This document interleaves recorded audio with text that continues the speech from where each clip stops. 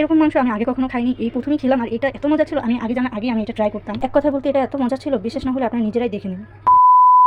আসসালামু আলাইকুম বন্ধুরা, কেমন আছেন আপনারা সবাই? আশা করি সবাই ভালো আছেন, আমিও ভালো আছি। Welcome back to my page SB Sathi blog. তো বন্ধুরা, আমি আজকে গরু মাংস রান্না করব। আর গরু মাংস রান্না কিন্তু আজকে আমি অন্যভাবে করব। আর এইভাবে যদি আপনারা রান্না করে খেয়ে দেখেন, সত্যি কথা বলতে অনেক মজার ছিল এই রান্নাটা, অনেক মজা হয়েছে। তো বেশি বক বক না করে চলেন দেখে আসি কে কে আমি আজকে আমার রান্নায় দিব। তো বন্ধুরা, আমি কিন্তু আজকে আমার মাংসে কোনো রকমভাবে কোনো গুঁড়ামরিচ দিব না। আমি আজকে এখানে কাঁচামরিচ দিব। তো কাঁচামরিচের ফ্লেভার এবং স্বাদ বলতে সত্যি ভালো লাগে।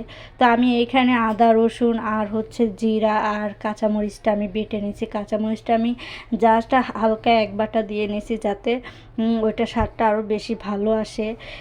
তারপর আমি এখানে গরু মাংসগুলো ভালো করে ধুয়ে আমি এখানে কড়াইতে নিয়ে নিলাম। এর ভিতর দিয়ে দিলাম আমি কুচি করা পেঁয়াজের পরিমাণটা আমি একটু বেশি দিয়েছি। তারপর দিয়ে দেব আমি এখানে আমার যে বাটা মশলাগুলো, সেগুলো আমি এখানে দিয়ে দেব। এরপর আমি দিয়ে দিলাম কিছুটা দারচিনি আর দুইটা বড় বড় এলাচ এবং ছোট ছোট এলাচ আর লবঙ্গ। এরপর আমি দেব এখানে কিছু পরিমাণ হলুদের গুঁড়া, ধনিয়ার গুঁড়া এবং স্বাদ মতো লবণ। এরপর আমি তেল দেব, আর তেলের পরিমাণটা একটু বেশি দেব। বেশি দেওয়ার কারণ হচ্ছে আমি মাংসটা কষা কষা করবো, আর কষা কষা করতে গেলে তো আমার তেলের পরিমাণটা একটু বেশি দিতে হবে নয়। এরপর আমি মাংসগুলো ভালো করে হাত দিয়ে মেখে নিব, যাতে মাংসগুলোর ভিতর মশলাটা ভালোভাবে ঢুকে যায়। মেখে নেওয়ার পর মাংসগুলো আমি কিছুটা সময় এভাবে রেখে দিব, যাতে স্বাদটা আরও ভালো আসে। আর এভাবে কিছুটা সময় রেখে দেওয়ার পর আমি এর ভিতর দিয়ে দিলাম দুধ, আর দুধটা দিয়ে আমি আরও কিছু সময় এটা এইভাবে রেখে দিব। এখানে আমি 5-10 মিনিটের মতো এটা আমি রেখে দিয়েছিলাম। আর রেখে দেওয়ার পর আমি এটা চুলায় বসাই দিছি। আর এই যে দেখতে পারতেছেন কালারটা, সত্যি কালারটা অনেক সুন্দর, তাই না?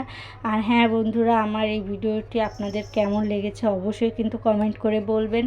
আর এই ভিডিওটা রেসিপি আপনারা ইচ্ছা করলে ট্রাই করে দেখতে পারেন, আর খেয়েও দেখতে পারেন এটা আসলে কেমন হয়েছে। এরপর মাংসটা ভালোভাবে কষিয়ে নেওয়ার পর আমি এখানে আলু দিয়েছি আর কিছু পরিমাণ আস্তা রসুন এবং তেজপাতা দিয়ে কষিয়ে পানি দিয়ে দিলাম, এবং পানি দেওয়ার পর এটা আমি ঢেকে দিব, মাংসের সাথে আলুটা যেন ভালোভাবে সিদ্ধ হয়। তো বন্ধুরা, এরকম রেসিপি যদি তোমরা আরও দেখতে চাও তাহলে অবশ্যই আমার পেজটি ফলো করবে।